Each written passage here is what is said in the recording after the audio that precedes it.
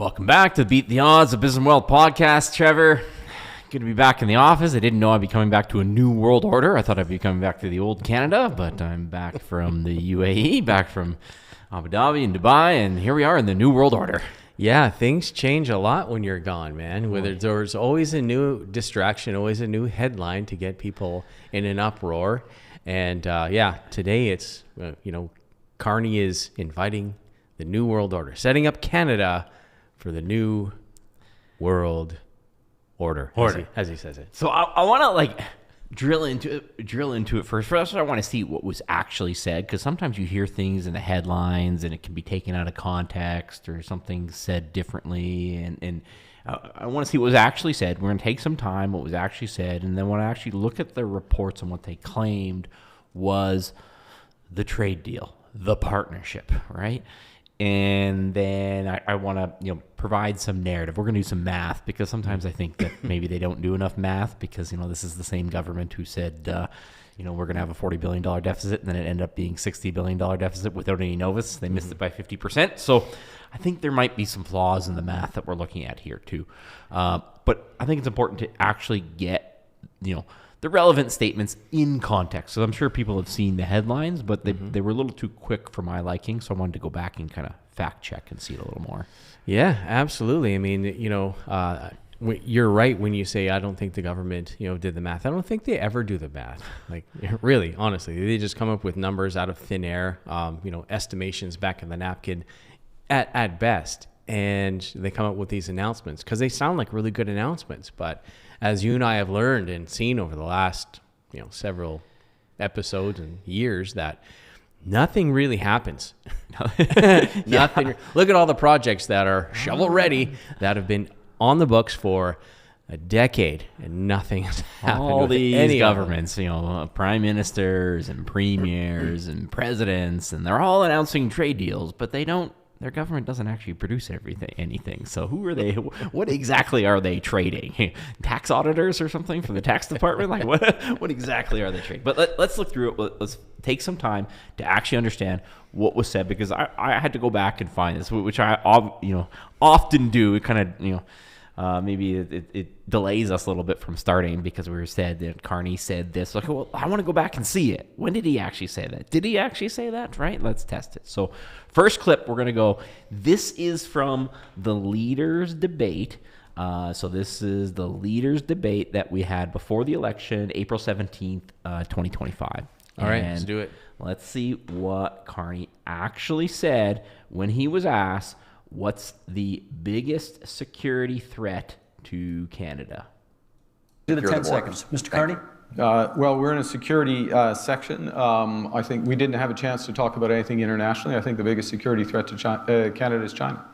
China, you say? Yeah. Mr. Singh? There you go. So, he did say that. The biggest security threat to Canada is China. And I don't think that's taken out of context. Like, that was the actual question that was asked. This is the leaders' debate. This is right there on the CBC, people. I didn't find this somewhere else, so you can go look it up yourself and watch the actual debate. But that's what was said. Okay, fast forward, and I think people have heard the New World Order thing. They've heard the New World Order, but I wanted to see, did he actually say it, and what was the context of being said too? And so this is going to be a couple of minutes, this clip, and I want people to stay here, because this is important, because we're going to get to the math, because I think it's really important to know, was this statement actually taken in context? And the first thing, I heard it, and I'm certain one is is that a real statement?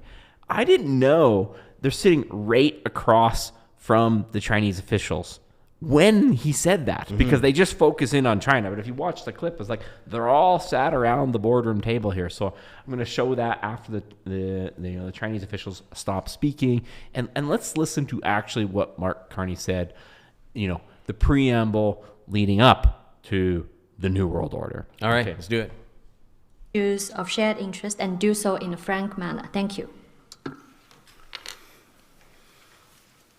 Mr. Premier, let me begin by thanking you personally and on behalf of this delegation for your gracious invitation here to Beijing and to start the new year and in a new era of our relations in the right way. You know, just 6 weeks after my government was elected in the spring of last year, you and I spoke on the telephone. And that conversation, one of respect and openness, created the pathway for our meeting in New York on the margins of UNGA. And the progress we made there created the opportunity for me to meet with President Xi Jinping. Under your leadership and the President Xi's leadership, our teams have worked hard in the subsequent weeks and months to address some specific issues that had built up over time, but more than that, to put in place the foundation for the new strategic partnership between our countries. I'm deeply grateful, my colleagues are deeply grateful for that commitment and the spirit of that commitment, one of respect, frank exchange, purpose, and progress. After all, the relationship between our countries is historic, it's complementary, and it's deeply personal for so many Canadians.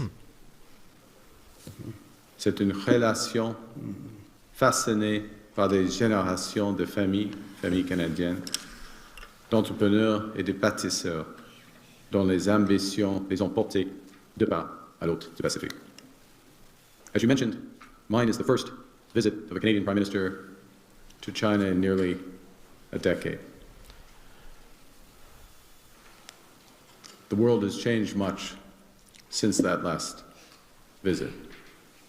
And I believe the progress that we have made in the partnership sets us up well for the new world order. There it is. I mean, was it said? 100% it was said. And you can see him. He knew how that would sound with the comments in April. He decided to try to diffuse the comments in April about all this glorious progress that was made because of a single meeting in New York. So you go from the greatest security threat that Canada has to a single meeting in New York to all of a sudden a complementary partnership and strategic partner. You know what I mean? Wild. It's just like Wild. It's self, does it sound, were you lying then or you were lying now? You know what I mean? Like which one was it, right? Like where are we, right? Lying then and now. So let's crazy. see what was actually, so this is from the website here, from the Prime Minister of Canada's website, on what they're actually saying is going to happen. So to help deliver the full potential of these partnerships and build up our domestic manufacturing sector, Canada will allow up to 49,000 Chinese electric vehicles, EV, into the Canadian market with the most favored nation tariff rate of 6.1%. So let's just call it tariff-free for all intents and purposes, 6.1%. And it's expected within 3 years, this agreement will drive considerable new Chinese joint venture investments in Canada with trusted partners to protect and create new auto manufacturing careers for Canadian workers and ensure a robust build-out of Canadian EV supply chain. With the agreement, it is also anticipated that in 5 years, more than 50% of these vehicles will be affordable EVs with an import price of less than $35,000, creating a new lower cost option for Canadian consumers. Okay, 49,000 Chinese, low price Chinese EVs. Not super clear. Is this like the zero emission where, they're plug-in hybrid and, they have a capacity of say 80 kilometers. That's, details, right? Will they be full EVs? I'm not sure when I read that. By March 1st, 2026, 6, Canada expects that China will lower tariffs on Canadian canola seed to accommodate a combined rate of approximately 15%. China is a $4 billion canola seed market for Canadian producers, and this change represents a significant drop from the current combined tariff levels of 85%. And it goes on to talk about reduced tariffs on Canadian canola meal, lobsters, crabs, and peas. Okay, peas. As well as some energy exports that we have here. So, I mean, I think it's important for the context here. 49,000 EVs. I had to look up like how many vehicles does Canada actually purchase every year? It's approximately 1.9 million vehicles. So when we talk about it from a percentage point, it might not be as big as some people think. Where the vehicles that we're talking 49,000 on 1.9 million, it's less than 3%. So you're talking like less than 3%. And so essentially we're going to let these EVs in, okay?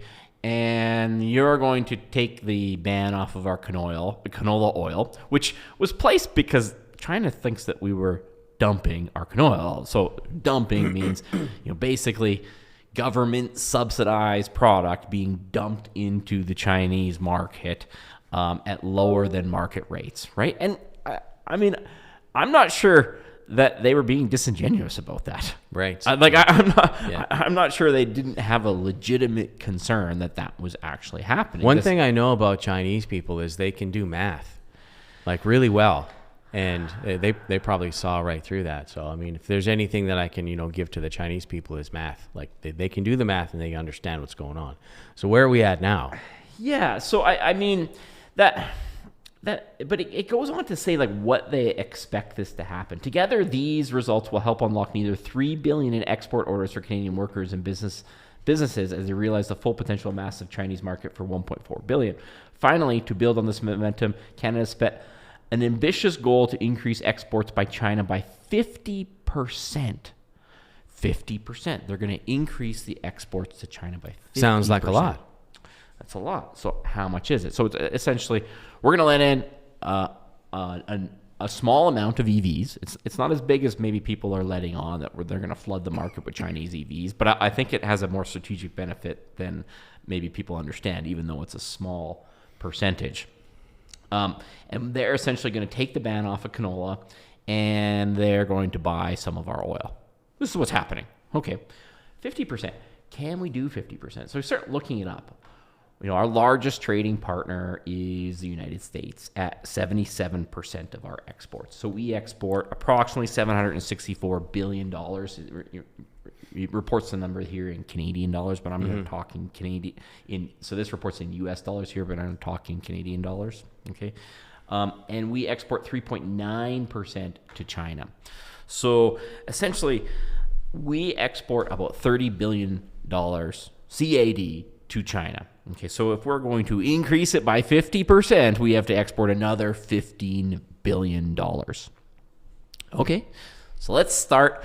This is what we do here at as a fractional CFO. So let's put some math together. So sometimes clients come in and say, I'm going to increase my revenue by 50%. Here's a plan. Can we do it? Okay, let's look behind it on what happens here. It's like, okay, how are we going to export it? We had the new pipeline. Okay, so the TMX was expanded in 2024. So this thing's fully online. There are no new pipelines under construction right now. No, okay, none. So it's currently operating at 85% capacity. Okay, and so it has the capacity for 890,000 barrels of oil per day. Okay, it all goes through the Westridge Marine Terminal in Burnaby. Okay, so this is important to understand because it doesn't actually go through the Vancouver port. It goes through the port in Burnaby. So basically this port is primarily just dealing with the oil. Okay, so anything that doesn't get used here in Canada or doesn't get diverted down south, if it's going to go out on tidewaters and it's going to go east, it's going to go through the port in Burnaby. Okay, by all accounts, it's hard to estimate port capacity, okay? But the estimates that I could pull is like this port is approximately 65% at capacity. So the port has some more capacity, but the pipeline itself doesn't. So that's probably going to be the limiting factor is the pipeline itself. Okay, so let's just say, that they do use that 15% capacity that's in excess. Okay, that would mean the remaining capacity, there's about 133,000 barrels of oil per day that's not flowing through that pipeline yet. And let's say up north in Alberta here, we can increase the production. There was another project I believe that just came online recently, or is going to come online recently for about 30,000 barrels. So, but 100% capacity is that's far-fetched. It's pretty far-fetched, right? It's not to say that every other mechanism, but it's we're talking no shutdowns, no technical, no repair, no maintenance, nothing. That's right. But let's just roll with it. Okay, so that 15% will be 133,000 barrels of oil per day. That would be 49 million barrels of oil in a year. At today's prices, that's less than $4 billion. Okay, that's less than $4 billion. But remember, we got to get to 15. What are we sending? Canola and oil. Okay, so then I had to look up how much is all the canola we produce worth. Okay, all right. Basically, we would have to send them 100% of the canola to get to 15 billion. So if with the excess oil that we have, we could do the whole 4 billion, and we sent 100%. I guess we'd have a little bit left over. I think that what we produce in canola is worth about 12 billion. We'd have to send them 11, I guess. Well, they'd refine it and send it back to us. So who knows? Who knows? But like the chance to get to 15 billion, but it actually gets worse than that. It's like, because the canola, anything else we send them, that's going to have to go through the port in Vancouver, or that's going to have to go through the port, up north in Prince Rupert. And so I'm going to pull up, it's taking me a minute here, Trevor. I'm going to pull up something from the World Bank, and they actually rank ports around the world. And I want people to actually see it, because we actually look this up. And I encourage people to look these things up. Challenge these things. When governments say numbers, just put simple math. Ignore the billions and trillions. Just break it down into small numbers and say, does that seem reasonable, right? Mm-hmm. Yeah. Because it's the same government who told us it's going to be $40 billion deficit, and they just came up with $60 billion overnight with a one line item and called it contingent indigenous reserves and said nothing else about it, as if we're not supposed to ask any questions about the missing $20 billion. Okay, so this is the report from the World Bank Group, and they rank 405 ports around the world.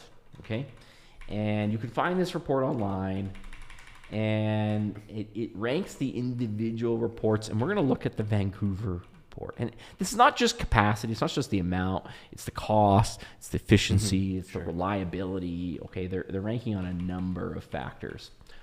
405 different ports around the world that they rank. The Vancouver port, the largest in Canada, ranks 389th out of 405. So all of this additional stuff that has to go, it's going to have to go through, the oil is going to go through the Burnaby port. Probably won't be the limiting factor. The limiting factor will be the pipelines to get it to that port. That'll be the limiting factor. Yeah. We're not going to build any new pipelines by 2030 because we haven't started any. No, it's going to take a while. That's right. They haven't even they're not even started. There's no shovels in the ground even. So nothing is coming online before 2030. So everything else is going to have to go, non-oil, canola, which is what they're focused on. Maybe there's some other minerals or something that we can trade, right? I think coal is a big export of ours as well. That's going to have to go through the Port of Vancouver. And we also have the Prince Rupert Port. I think I can find that one on here. And there's the Prince Rupert Port. a little better than the Vancouver report, but 362nd out of 405, right? Wow. So top notch, A1, super efficient.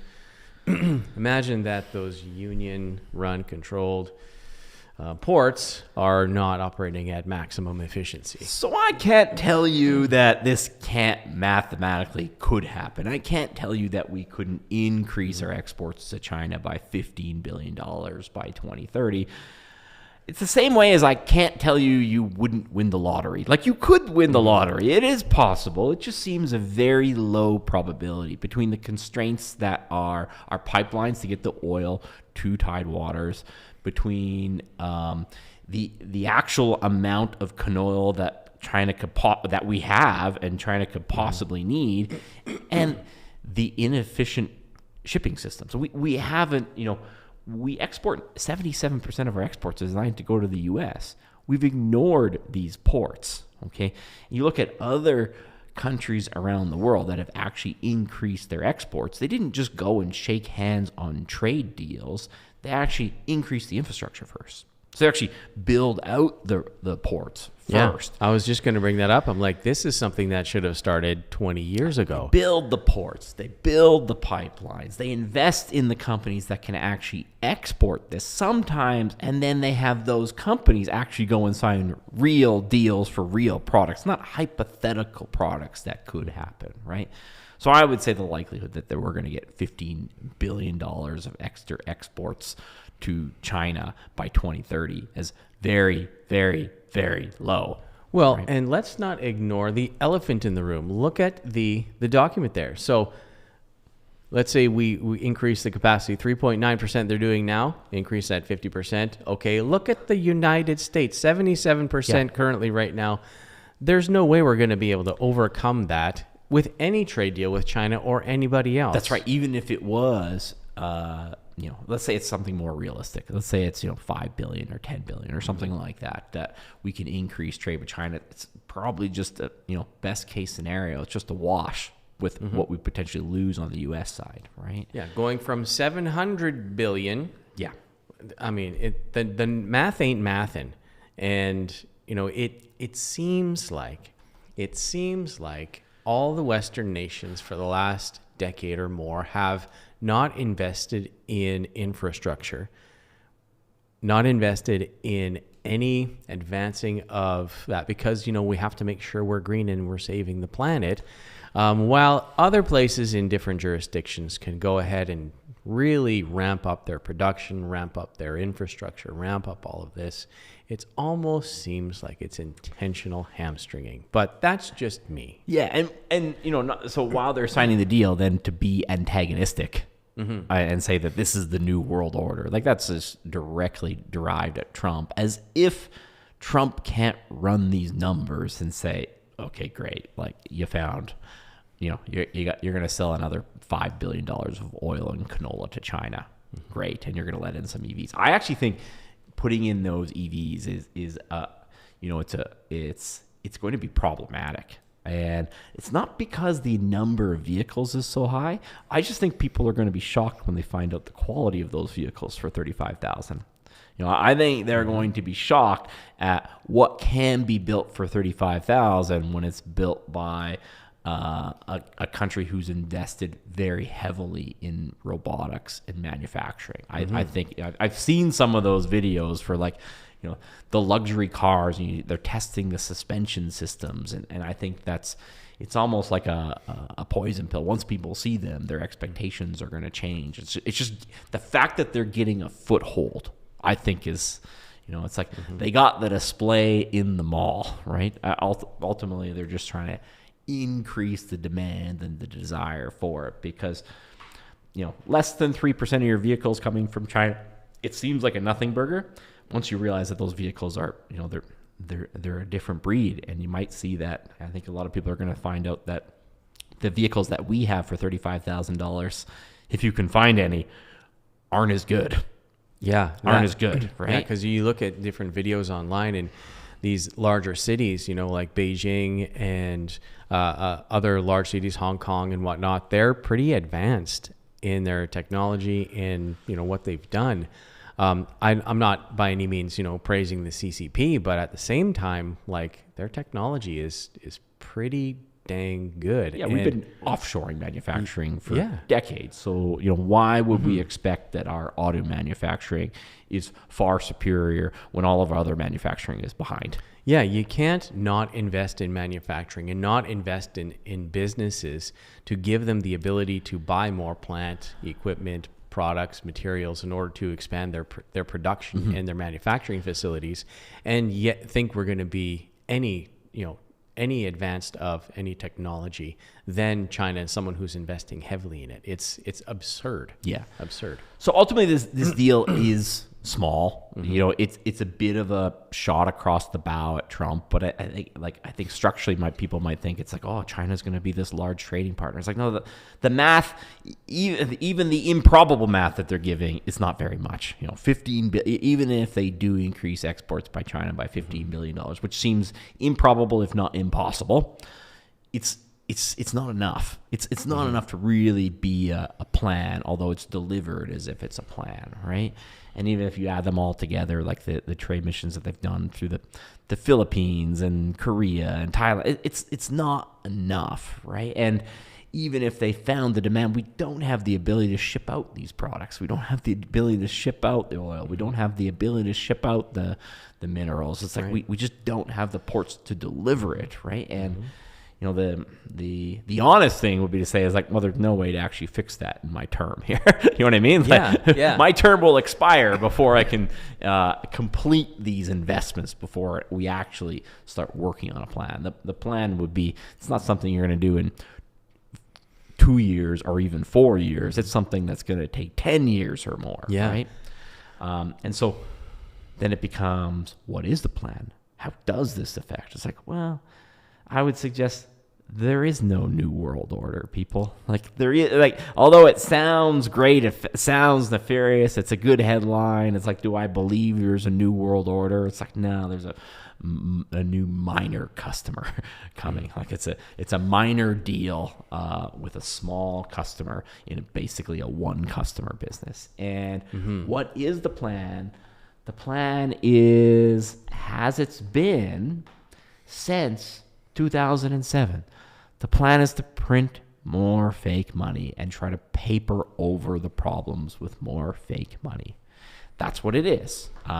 That's what is the plan, because there's no hope that the new trade partners, the deals that we're arranging here, are, even if we didn't have the problem with the U.S. right now. Like, we needed these deals on top of the old deal with the U.S., right? Yes. And we needed more than that, right? But now with the difficulty in the trade deals in the U.S., like, you have to think that there's going to be, a tougher growth, at least, if not stagnation or a slight pullback. But I think we've talked in other podcasts too that, it's not like Trump and Carney and Xi make these deals. Private companies make these deals. Governments just create, they create the rules of the game where they make these deals. It's like, we're still there's a lot of companies who still want Canadian oil. We talked previously about, Venezuela won't be able to scale up their production too, right? And so, dials just slowly start to turn from these rule changes. It's not like light switches start flicking on and off. That's not how the supply chain works. It's not possible that way, right? But we can expect that growth between trade in Canada and the U.S. will, it'll be harder to grow that trade. If not, it'll stagnate. And even worst case scenario, there's a minor pullback, which might seem minor, but in the scheme of things, a minor pullback is pretty big in the effect of the economy, right? And this very minor improvement on, what the goal is in China is like, we don't have the ports or the pipelines to even make a big deal, even if there were more, right? Yeah. And so the plan is to paper over the problems with fake paper money, right? Yeah. And people might think that the U.S. is that much different. It's like, what we're looking at here is deficit spending, and so this is the federal deficit as a percentage of GDP in Canada. You can see there was a slight break even. There was actually a slight surplus in 2014, the final year of Stephen Harper. And then after that, he had he dealt with the financial crisis, and he did get a balanced budget, but there's no plan for the budget. And the U.S. is even worse. It's like, I think sometimes people think that they're going to have this great AI boom and it's somehow going to overcome. It's like there's no new world order of AI boom coming in the U.S. too. Their real plan is to print more fake money and paper over the issues, right? To get them to their end of the term, because the U.S. entered the real world order. They entered that in 2001. They've had 25 years of that. We're kind of going on, we're going on, 17, 18 years of it. They're going on 25 years of it, right? We fell off the fiscally responsible wagon in 2008. They fell off in 2001. And that is the actual plan. That actually is the world order right now. And so what does that mean? As we say time and time again, it's like, what does that mean? That means asset price inflation. When governments print more fake money, and by fake money, it's like, money is supposed to be a store of value. When it's not a store of value, it's not real money. It's just currency. And there's a difference between currency and money. And so to call it money it's fake money because it has no store of value. Its value is getting actively inflated away.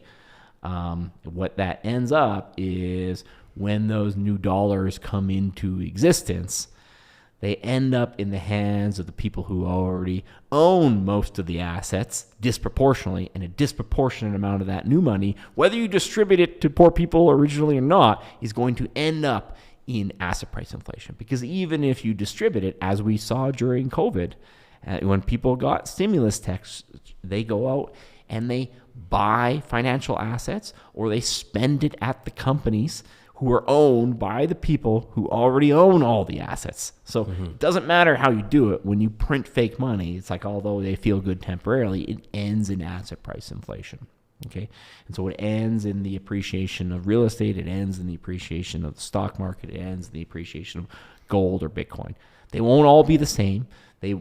Some will move quicker than others, but ultimately the currency will be worth less. And in relation to this currency, those assets will be worth more. Now, some of them intrinsically might not be worth any more, but they'll be worth more in terms of this paper currency, where there is no discernible plan other than continual, persistent, relentless deficit spending and devaluation of the currency, and moving the assets from the people who do the work to the people who own all the assets.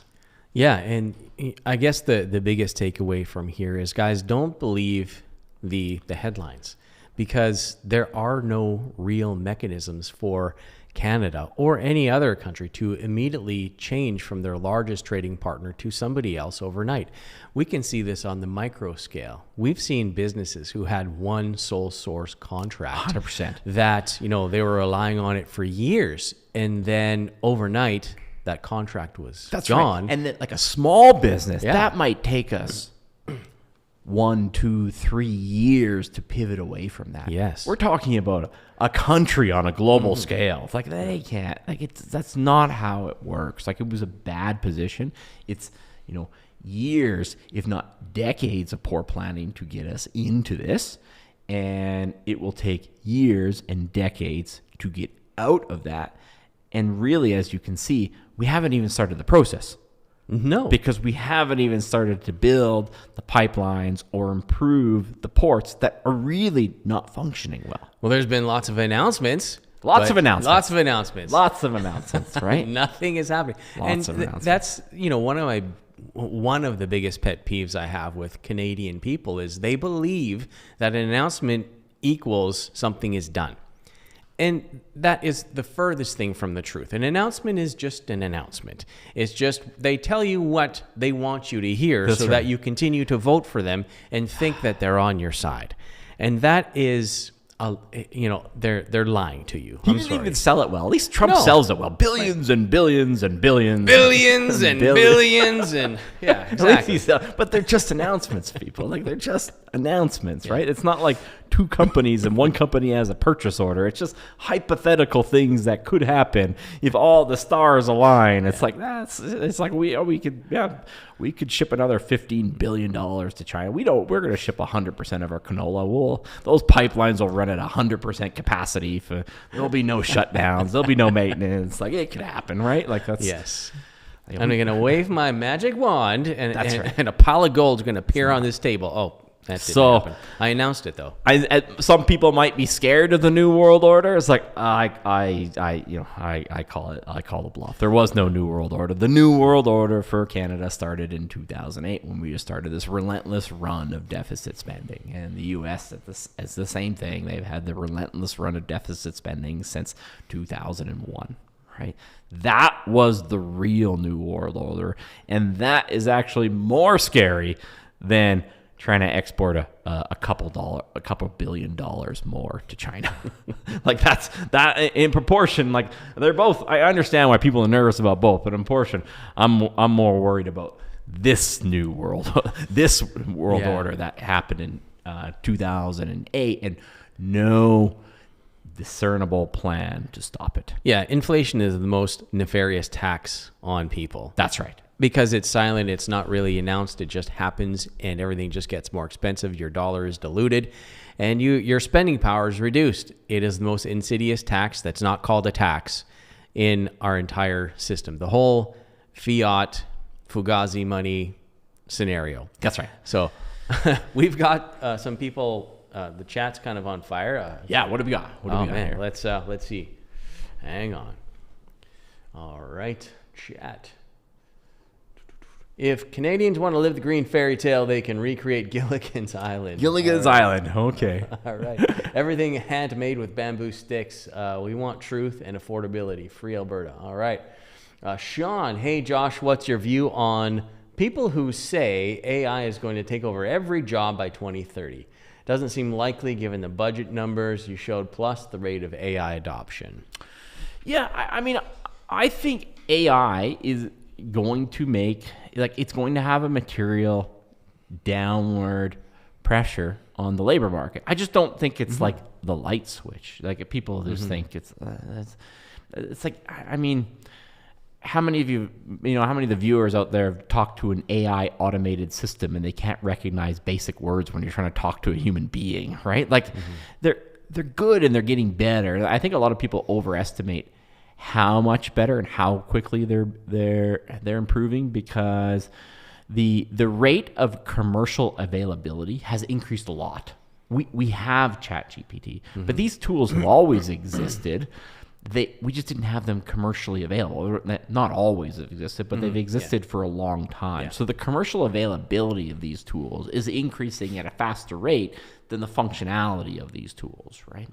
And there will be, the scary part is that I think it's the lowest level employees that are, it's like, think about the one I have is like, there's 1 million people who drive in Canada. They probably drive for Uber or Skip the Dishes or Amazon, right? It's like, I don't think, it probably is going to have trouble driving in some snowstorm or something like that. But let's say half of them aren't necessary in another decade.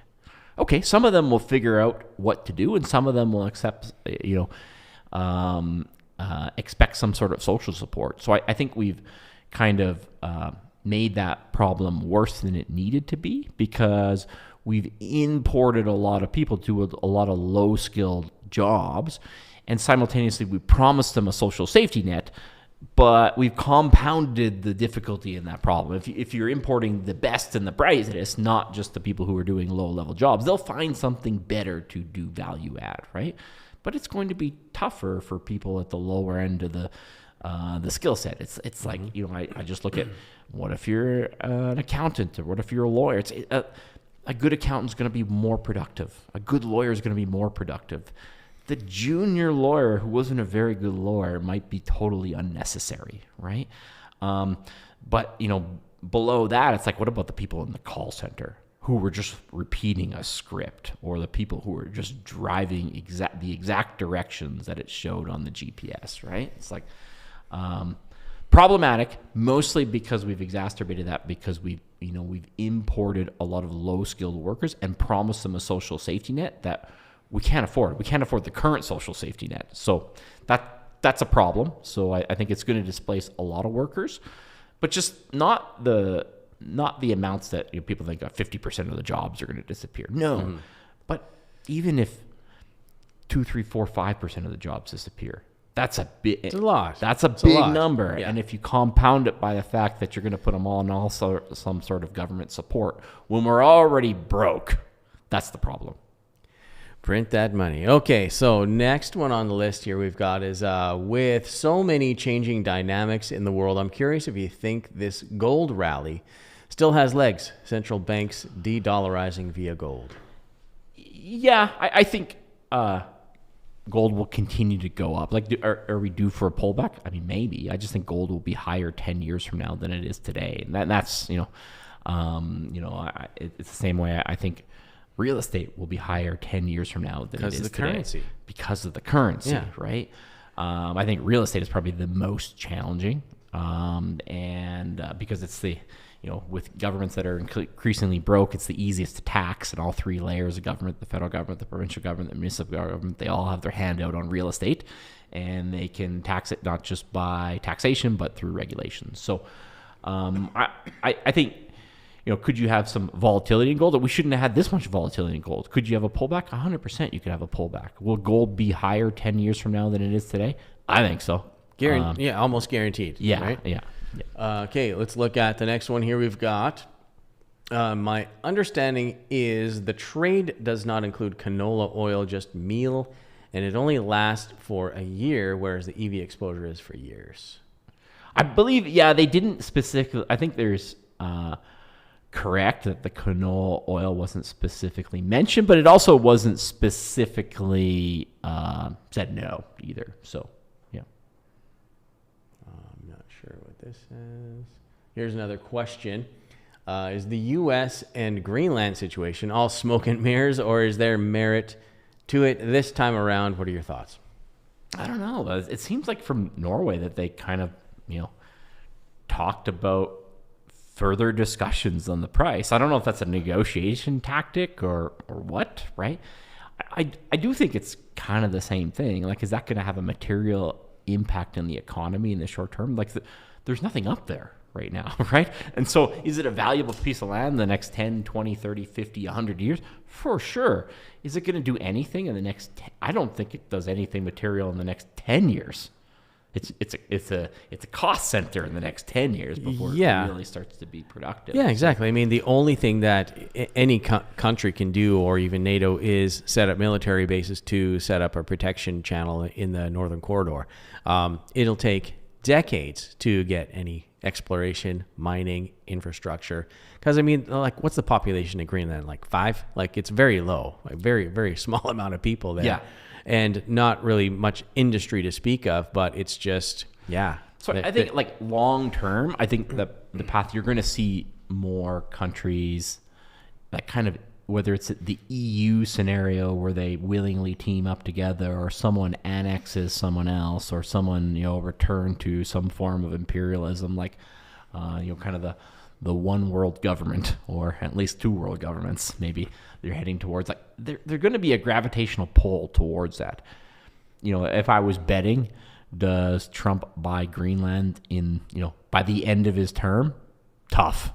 That's tough. Simply because governments are so slow moving. But the fact that, do I think you're going to see, combinations where there's going to be, partnerships or formal unifications between what used to be sovereign country? I think so. I think long term that's kind of an inevitable outcome of a unstable economic situation. Do we see any material movement on that in the next 2 years?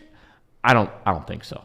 I if I had to guess, no, right? But is it a potential? I suppose anything is possible, but I do think in the next 10, 20 years, we probably see some combinations that we probably wouldn't have thought were possible 10 years prior. I just don't think governments are so slow. Will they do anything in the next 2 years? Yeah. And what's real? What's the distraction? You know, you have to weigh those things too. All right, so let's look here. Getting some likes here. There's no better channel for Canadian finance. How do you guys buy Bitcoin in Canada? Ledger plus 1 inch centralized exchange. Thanks. So how do we buy Bitcoin in Canada? Lots of different ways. Yeah, I mean, we have some clients who purchase on Newton, some clients who purchase on Wealthsimple. I think we teach this at the bootcamp that a lot of people are maybe overestimating the importance of self-custody when they're starting their financial journey. I think everyone's eventual financial freedom has to, you need some self-custody gold. You should have some self-custody Bitcoin. Like that should be part of your financial freedom journey, but it's not necessarily where you should start. It's like if you want to run a marathon, maybe you shouldn't try running 30 miles on the first day, right? Because there's some...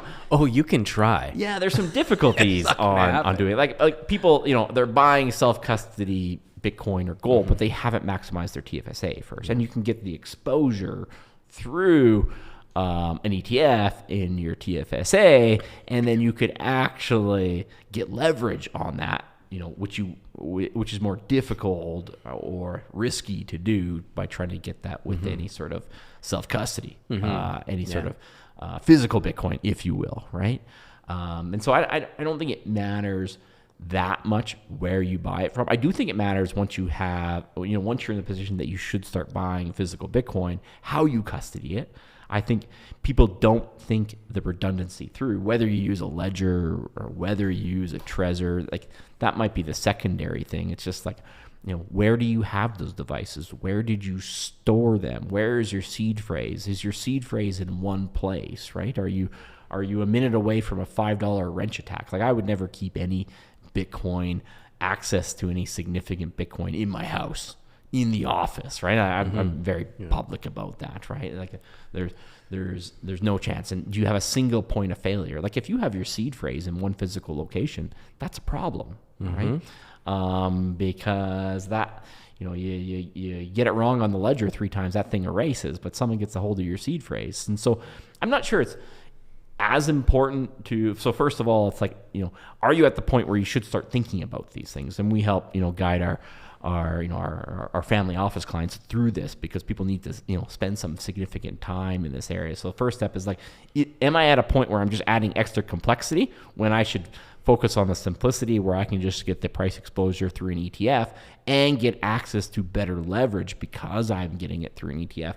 Or I'm at the point where I'm looking for wealth preservation and financial freedom where I'm going to take self-custody of a significant amount, in which case I should spend some significant time, and not where I bought it, but how I'm going to custody it and how I'm going to make sure I don't have a single point of failure in that custody plan. So yeah, that makes sense. Yeah. All right. Let's see here. You buy Bitcoin in a million idea. I don't know what that means. So this is a little bit of a, I don't know. Chinese troops landing at BC tomorrow. I think that's unconfirmed, right? That might be unconfirmed, right? Yeah. I don't know, man. I don't think so. That won't happen. It's going to be okay. You don't have to be okay. Anyway, so there we are. That's taking up the chat. Thank you guys so much for joining us in the chat. Josh, did we have anything else to share with our lovely audience today? Yeah, I think, that you see these are distractions. We might think that this was the new world order. It's like, unfortunately, I kind of almost wish this was the new world order. The actual new world order started in 2008, and it's actually much more scary than this, right? But once you understand that there are things that you can do, it's like, the real plan was money printing. There is no other discernible plan out there yet. It's not even a plan, not even a well thought through plan. So the plan is money printing. Once you know that, how do you use that fake money? How do you, get access to that fake money? How do you use prudent leverage? We're going to have another discussion on this because I think a lot of people out there, Canadians, are lying to themselves. They think that they're not borrowing to invest, where they have a mortgage over here and they have an RSP over here, but they've compartmentalized it and lied to themselves saying, I'm not borrowing to invest. It's like, yeah, you are. You have debt and you have investments. You are borrowing to invest. You've never just asked yourself, are you doing it, how much risk are you taking on doing it? And are you doing this efficiently, both tax efficiently and and the rate of return, is it expected to be good enough? So if you want to learn more about that, we'd love to see it at the bootcamp. We're more than 50% sold now. So this thing is, about 5 months away. It's in May, but it's more than 50% sold. So I would expect this one's going to sell pretty quick. Awesome. All right. Thanks so much, Josh. We will see you guys on the next podcast.